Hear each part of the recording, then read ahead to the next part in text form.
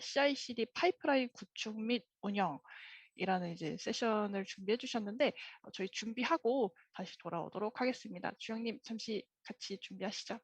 Let's go.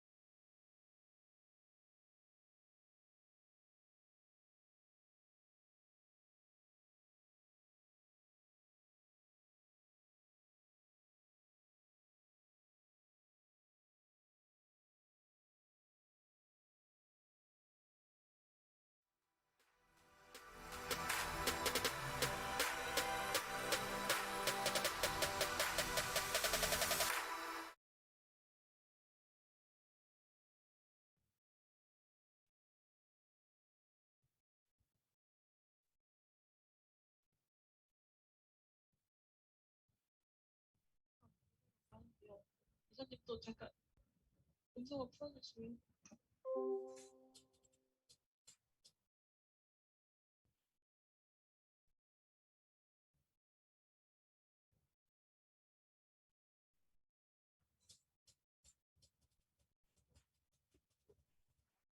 네, 주영님 시작 부탁드리겠습니다. 네, 안녕하세요. 네, 테라폼 도입이랑 CI/CD 파이프라인 구축 및 운영이라는 주제로 발표를 하게 된 김정이라고 합니다. 저는 현재 해치랩스라는 스타트업에서 데브옵스 엔지니어로 일을 하고 있습니다. 제가 회사에서 새로운 프로젝트를 맡게 되면서 이제 여러 가지 문제들이 있었고 이제 해당 문제를 좀 해결하기 위한 도구를 테라폼을 사용했었습니다. 지금 발표들을 듣고 계신 분들 중에 테라폼 도입을 고려하고 계시거나 아니면은 아직 도입한 지 얼마 안 되신 분들도 있을 것 같아서 조금 기본적인 내용일 수도 있지만 오늘 발표에서는 테라폼을 이용해서 어떻게 여러 가지 문제들 해결했었는지를 이야기해 보려고 합니다. 네, 발표는 다음과 같은 내용을 중심으로 이야기합니다.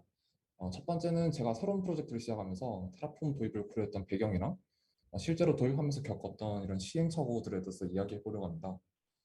두 번째는 테라폼을 이용한 환경에서 팀원과 효과적으로 협업하고 이제 안정적으로 좀 인프라를 변경하기 위해서 했었던 일들에 대해서 좀 이야기해 보려고 합니다.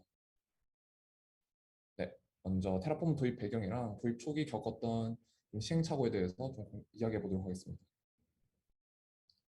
발표를 시작하기 전에 제가 맡았던 프로젝트에 대해서 간단히 소개를 드리면은 이제 KB 국민은행이랑 해시드 그리고 제가 근무하고 있는 해치랩스의 합작법인인 코다라는 회사의 서비스를 이제 인프라를 구축하는 작업이었습니다.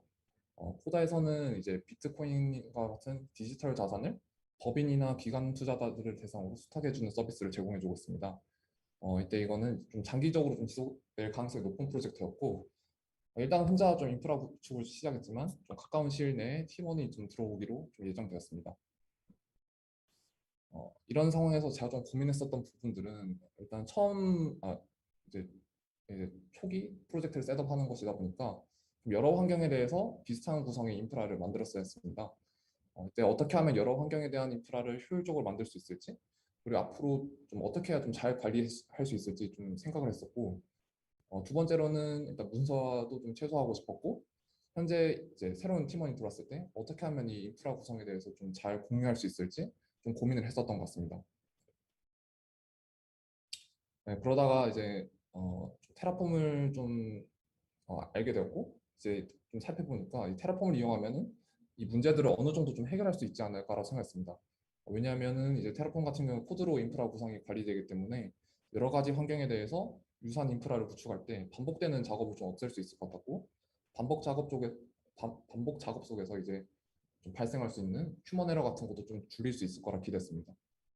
두 번째는 이제 좀 마찬가지로 코드를 통해 이제 인프라 구성이 표현되기 때문에 좀 불필요한 문서를 좀 없앨 수 있을 것 같았고, 어, 이제 팀원들이 왔을 때 온보딩 기간도 좀 단축할 수 있을 거라고 기대했습니다. 제가 처음에 테라폼 도입하면서 많이 참고했던 문서가 여기 나와 있는 구글 클라우드 시큐리티 파운데이션스 가이드라는 어떤 PDF 파일이었는데요. 해당 문서 링크는 제가 마지막에 첨부해 둘 거요. 해당 문서에서 이제 GCP 프로젝트랑 이제 안에 클라우드 리소스를 띄울 때 이제 어떤 식으로 이제 테라폼을 좀 활용해 볼 수 있을지 좀 많은 힌트를 얻을 수 있었습니다. 해당 문서 내용을 좀 바탕으로 초기에 이제 이런 패키지 구조를 좀 잡았었고요. 여기서 좀 소개된 내용은 이제 전체 클라우드 리소스가 있으면 네트워크나 뭐 워크로드랑 같은 좀 큰 티어로 나누고 각 티어 안에는 이제 각 서비스에 대한 그리고 각 환경에 대한 이제 리소스가 포함되는 구조입니다. 이제 예를 들면 뭐 구글 클라우드 스토리지 같은 경우에는 이제 여러 서비스 프로젝트에 뭐 다양한 목적을 위해서 좀 존재할 수 있고 또 테스트를 해보려면은 뭐 데브, QA 뭐 이런 여러 가지 환경에서 테스트를 해봤어야 했는데 이제 왼쪽 그림을 예시를 들면 뭐 워크로드라는 상위 패키지 안에 그리고 어떤 서비스 X라는 서비스 안 디렉토리에서 여러 환경에 대해서 구글 클라우드 스토리지에 대한 테라폼 파일을 관리하는 형태입니다. 이렇게 좀 큰 티어로 나누는 구조를 좀 사용하다 보니까 좀 장단점이 있는 것 같았는데요.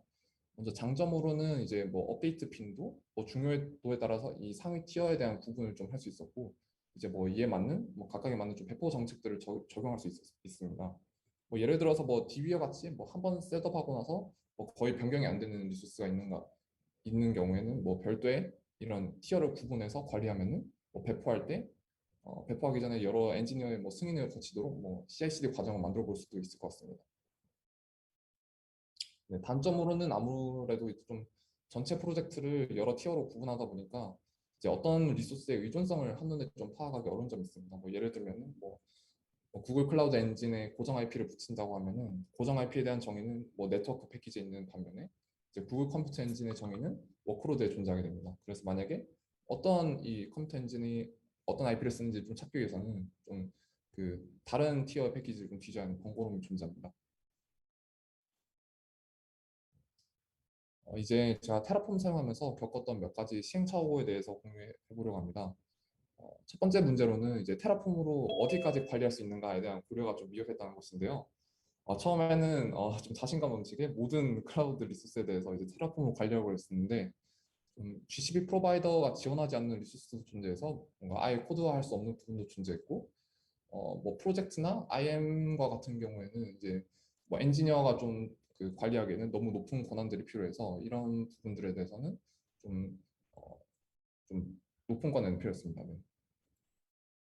그래서 일단은 먼저 테라폼으로 모든 걸 관리하겠다는 그 생각을 바로 버렸고 또 높은 권한이 필요한 영역에 대해서도 테라폼으로 관리하지 않기로 결정했습니다. 그래서 왼쪽 그림과 같이 이제 뭐 테라폼으로 관리하기 어렵다는 판단한 모듈들을 모두 삭제를 하고 관리를 할 수 있는 영역들에 대해서만 좀 집중적으로 관리하기로 했습니다. 네, 두 번째는 이제 버전 관리랑 뭔가 반복되는 코드에 대한 이슈입니다. 엔지니어마다 사용하는 이제 테라폼 버전이 다를 때도 존재했고, 뭔가 저희 팀 내부에서는 모듈을 만들 때 이런 테라폼 파일에서 해당 모듈의 뭐 테라폼 버전이랑 뭐 프로바이더 버전을 명시하기로 했는데, 이제 모듈을 만들 때마다 이 버전 파일을 직접 만들어줘야 했습니다. 그러다 보니까 이제 가끔씩 버전이 조금 달라질 때도 있었는데요.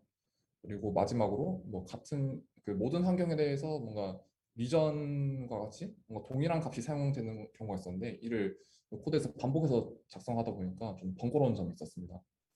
그래서 이렇게 반복 작업을 줄이는 거랑 버전 관리 문제는 이제 좀 이렇게 프로젝트 사이즈가 작을 때 얼른 해결해줘야 좀 많이 편할 것 같아서 이런 문제를 어떻게 하면 해결할 수 있을지 고민했었습니다. 뭔가 발표를 듣고 계신 분들 중에 많이 알고 계실 수도 있을 것 같은데 저희는 이런 문제를 해결하기 위해서 테라그런트를 활용했습니다.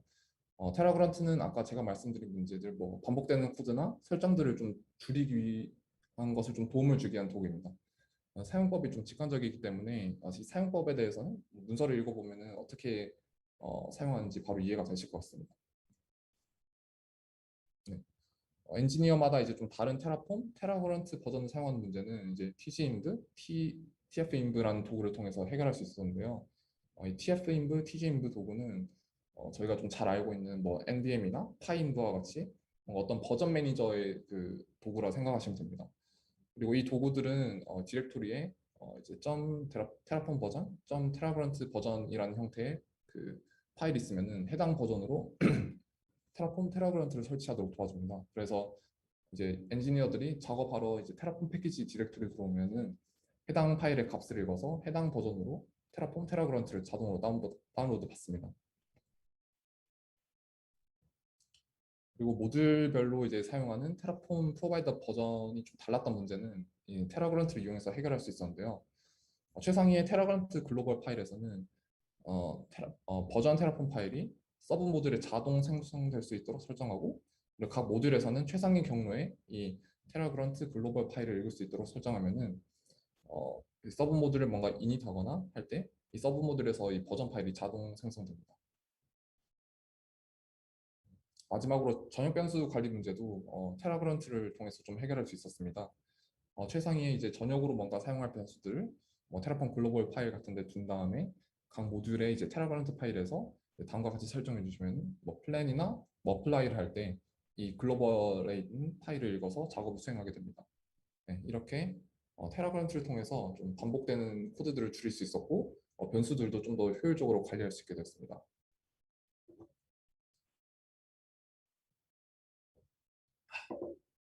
네, 다음으로는 이제 테라폼을 통해 일을 할 때 어떻게 하면 좀 팀원과 효과적으로 협업할 수 있을지 대해 고민한 내용과 테라폼 환경에서 안정적인 배포를 하기 위해서 어떤 것들을 했는지에 대해서 이야기해 보도록 하겠습니다. 네, 첫 번째 이제 팀원이 들어오기 전까지는 깃에서 테라폼 스테이트 파일을 관리하고 있었습니다. 이렇게 해도 사실 별 문제가 없었던 게 이제 누군가에게 뭐 인프라 상태를 공유할 필요가 없기 때문입니다. 근데 이제 개인이 아니라 팀으로 일을 하게 된다면은 이 깃을 관리하는 것을 좀 다시 생각해 봐야 되는데요. 깃에서 테라폼 스테이트를 관리하는데 이제 여러 사람들이 한 인프라를 대상으로 일을 하고 있다면 예를 들어서 A라는 사람이 설정을 바꿨을 때 그 설정을 다른 사람들이 볼 수 있으려면은 이제 A가 바꾼 스테이트 파일을 이제 리모트에 머지 시키고 다른 사람들 그걸 풀 해야지 그제서야 이제 그 바뀐 사항들을 볼 수 있습니다. 생각만 해도 너무 번거롭고 좀 고통스러운 그 과정의 연속이어서 어, 네, 네, 그래서 테라폼에서는 이제 이런 문제들을 좀 해결하기 위해서 좀 깃이 아니라 여러 가지 이제 백엔드 스토리지를 스테이트 파일을 관리할 수 있는 백엔드 스토리지를 좀 지원해 주고 있습니다. 그래서 이제 그 스테이트 파일을 해당 스토리지에 저장해 놓고 누군가 변경을 하면은 스테이트가 곧바로 이제 스토리지에 저장이 되고 이제 별도의 이제 머지나 풀 작업 없이 다른 사람들의 변경을 바로 확인할 수 있습니다. 네, 저희 코다 서비스는 GCP에서 이제 관리되고 있었기 때문에 GCS로 이제 스테이트를 관리하기로 했습니다. 다행히 마이그레이션 방법이 간단했고 별로 어렵지도 않아서 이 문제는 뭐 별로 어렵지 않게 해결할 수 있었습니다. 네, 다음은 이제 대부 환경에서 테스트한 구성들을 이제 다음 스테이지로 올리면서 좀 배포하고 싶은데 이제 다음 스테이지로 가면은 처음에는 이제 너무 많은 설정들을 바꿔야 하는 문제가 있었습니다. 이게 무슨 말인가 하면 이제 다음 슬라이드에서 코드 구조에 대해서 좀 설명드릴 텐데요. 그때 좀 더 잘 이해될 거라 생각합니다. 네, 테라폼 도입 초기에는 이제 패키지 구조가 다음과 같았습니다. 이제 이전 패키지 구조에서 설명했듯이 서비스별 그리고 환경별 디렉토리가 존재하고 그 안에 해당 환경에 존재하는 리소스가 포함되어 있습니다. 이런 코드 구조의 문제점은 이제 다음 스테이지 환경으로 배포할 때 변경해야 될 코드가 너무 많다는 것입니다. 그래서 뭐 그림에서 예를 들면은 이제 뭐 대부에서 QA 환경으로 넘어가기 위해서 뭐 노란색으로 색칠한 리소스들의 설정을 모두 신경 써야 됩니다. 지금은 뭐 세 개라서 괜찮은데 이게 몇십 개, 몇백 개만 되면 정말 이게 너무 골치가 아파집니다. 그래서 코드로 표현하면 다음과 같습니다. 이제 왼쪽 코드는 대부 환경의 코드고 이제 메인 테라폼 파일에 대부 환경에 포함되는 모듈들을 정해놨습니다. 뭐 지금 그림에서 보이는 거는 뭐 VPC, 뭐 서브 네트워크, 뭐 방어벽 설정 같은 것들이 보이고 이제 이 리소스를 QA 환경에 배포하기 위해서는 뭔가 VPC, 서브 네트워크, 방어벽 각각에 해당하는 설정들을 모두 이제 QA 메인 테라폼 파일에 옮겨야 됩니다. 이제 이런 옮기는 과정을 모두 사람이 수행해야 하고 이제 실수할 가능성이 되게 높아집니다. 그래서 다음 스테이지 넘어갈 때 이런 생기는 변경 사항을 좀 최소화하고 싶었고 어떻게 하면 이 문제가 좀 개선이 될지 고민했었습니다. 네, 이 문제는 그냥 그 코드 구조 변경을 통해서 해결할 수 있었습니다. 그래서 이전에는 각 환경 패키지에서 구체적인 클라우드 리소스를 직접적으로 사용했다면은 이제 한 단계 추상화된 모듈을 두어서 각 환경에서는 그 추상화된 모듈을 사용하게 됩니다. 이렇게 된다면 다음 스테이지로 넘어가야 할 때 신경 써야 될 것은 그 추상화된 모듈에 주입하는 이제 변수들밖에 없게 되겠죠. 그래서 그 각 환경별로 뭔가 미묘하게 다른 부분들은 이제 추상화된 모듈 안에서 모두 처리해 줍니다. 그래서 이제 예를 들어서 뭐 베이스라는 모듈 안에 여러 리소스가 들어가 있고 이제 각각의 그 관계 그리고 설정들이 이미 좀 충분히 정의되어 있는 상태고 그래서 이제 배포할 때 신경 써야 되는 부분은 이제 노란색으로 표현된 베이스 모듈의 이제 인풋 값만 신경 써주면 됩니다. 그래서 이를 이제 코드로 표현하면 이렇게 표현되는데요. 왼쪽과 같이 어떤 베이스라는 추상화된 모듈 내에서 구체적인 리소스의 관계를 정의하고 오른쪽과 같이 각 환경에서는 이제 추상화된 모듈만 사용합니다. 예, 그렇기 때문에 이제 각 환경에서는 어떻게 리소스들이 연결되는지 뭐 이런 거 신경 쓰지 않아도 되고 대부에서 충분히 테스트한 구성들이 거의 그대로 이제 QA나 프로덕션 환경에 배포될 것이라는 것을 좀 보장할 수 있었습니다.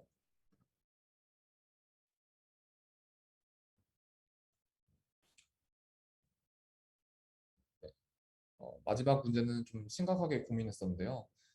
바로 이제 팀원이랑 좀 원활하게 협업하기 위해서는 팀원끼리 리뷰할 수 있는 환경이 좀 절실히 좀 필요했습니다.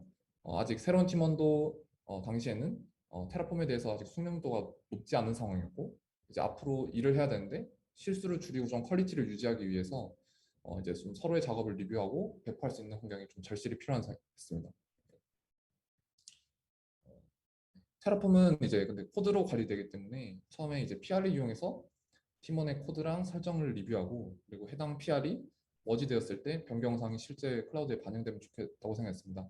뭐 이런 생각하고 보니까 이제 좀 저희가 잘 알고 있는 기도스 방식과 좀 비슷하다 생각했습니다. 당시에 좀 2주 정도 운 좋게 여유가 있었습니다. 그래서 뭔가 앞으로 팀원이 합류했을 때 더 일을 잘하기 위해서는 이 파이프라인 구축하는 게 되게 중요하겠다는 생각이 들었고 그래서 이때는 거의 다른 일을 멈추고 이 CI/CD 파이프라인 구축하는 데 좀 집중했던 것 같습니다. 네, 초기 셋업한 테라폼 CI/CD 파이프라인 구조는 이렇게 표현되는데요. 먼저 이제 데브 QA 환경에서 배포한 방식에 대해서 좀 설명드리겠습니다. 먼저 데브옵스 엔지니어가 변경한 내용을 git 푸시하여서 이제 PR을 생성하게 되면은 젠킨스에서 트리거를 받아 변경한 내용에 대해서 이제 테라폼 플랜을 수행하게 됩니다. 이제 리뷰어는 이제 이 플랜 결과물과 코드를 보면서 리뷰를 합니다. 그리고 리뷰가 끝나고 이제 머지가 되면은 젠킨스에서 이제 마찬가지로 트리거를 받아서 이번에는 테라폼 어플라이를 수행하게 됩니다. 그리고 변경 이제 타겟이 되는 GCP 프로젝트에 반영이 되고 스테이트도 이제 업데이트 됩니다. 네, 프로덕션에 배포할 때는 조금 다른데요. 우선 QA 환경에서 먼저 테스트를 잘 마치고 이제 그 다음에 이제 QA 브랜치에서 프로드 브랜치로 이제 PR을 만듭니다. 이때 이제 젠킨스는 마찬가지로 트리거를 받아서 이전과 같이 플랜을 수행하고요. 엔지니어는 이제 코드랑 로그를 확인해서 별다른 이상이 없으면 워지를 합니다. 데브 QA와 다르게 코다는 뭔가 내부적인 뭔가 정책에 의해서 이 프로덕션 배포하기 위해서 사전에 뭔가 관리자의 승인 절차가 필요했습니다. 그래서 젠킨스가 이제 파이프라인에서 이 승인을 해주면은 이제 정말 그때에서 이제 어플라이가 돌고 변경 사항이 프로덕션에 배포됩니다. 어, 왜 젠킨스를 썼는지 좀 궁금하실 수도 있을 것 같습니다. 첫 번째로 이제 젠킨스를 좀 선택한 이유는 이제 셀프 호스팅이 가능해서였기 때문입니다. 이거는 좀 뭐 프로젝트 좀 보안적인 부분이랑 관련된 부분이었고요. 두 번째로는 이제 젠킨스 자체에서 저희가 필요할 만큼 내부 통제 기능을 지원해 줬기 때문입니다. 이제 뭔가 관리자랑 뭔가 엔지니어 사이에서 권한 분리가 필요했는데 젠킨스 플러그인에서 이제 RBAC를 지원해 줍니다. 그리고 젠킨스 자체에서 이제 크레덴셜 관리도 좀 해주는데요. 이게 왜 중요했냐면 이제 몇몇 테라폼 변수들은 이제 뭔가 보안적으로 중요하기 때문에 이 환경 변수 뭔가 주입받아서 사용했는데 이때 이 젠킨스 크레덴셜에서 이 환경 변수에 넣을 값을 가져와서 빌드를 합니다. 이때 이 크레덴셜에 갖고 온 값은 이제 로그에서 이제 마스킹 되어서 수출되거든요. 그리고 마지막으로는 이제 승인 기능이 좀 필요했고 이것도 젠킨스 자체의 기능을 통해서 좀 구현 가능했기 때문에 좀 살펴보았을 때 젠킨스가 충분히 어, 뭔가 필요한 기능들이 좀 제공된다고 생각했고 그래서 최종적으로 젠킨스를 선택하게 됐습니다. 네, 그러면 여기까지 해서 발표를 모두 마치도록 하겠습니다. 감사합니다. 네, 주영님 발표 너무 감사드립니다. 보내드리기 전에 오늘 세션 이제 준비하시면서 이제 소감 한마디 저희가 듣고 가야죠. 그래서 네. 해치랩스를 이제 대표하셔서 나와주셨는데 채팅에도 해치랩스 멋있어요 이렇게 해주시고 해서 한마디 네. 해주시면 좋을 것 같아요. 네. 아, 네. 뭐 응원해주신 분들 감사드리고요. 좀 너무 기본적인 내용이 아닐까라 좀 걱정이 들었는데 그래도 뭔가 비슷한 뭐 처지라 해야 되나? 뭐 상황에 있는 사람들이 많은 것 같아서 저희는 어떻게 했는지 좀 공유 드리고 싶었습니다. 네. 네, 오늘 이 해시톡스에는 이제 다양한 이제 사용자 레벨의 분들이 참여를 하고 계시기 때문에 이런 내용도 너무 좋고요. 다시 한번 발표 준비해 주셔서 너무 감사드립니다. 네. 네, 네 그러면 저희 주영님 발표는 여기까지 마무리를 해보고요. 이제 다음 세션으로 한번 넘어가 보도록 할게요.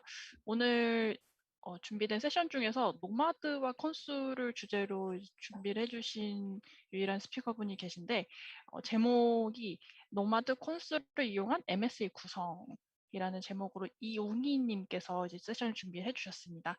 그래서 저희 웅희님 이제 환영을 해보도록 할 거고요. 저희 세션 준비하고 다시 돌아오도록 하겠습니다.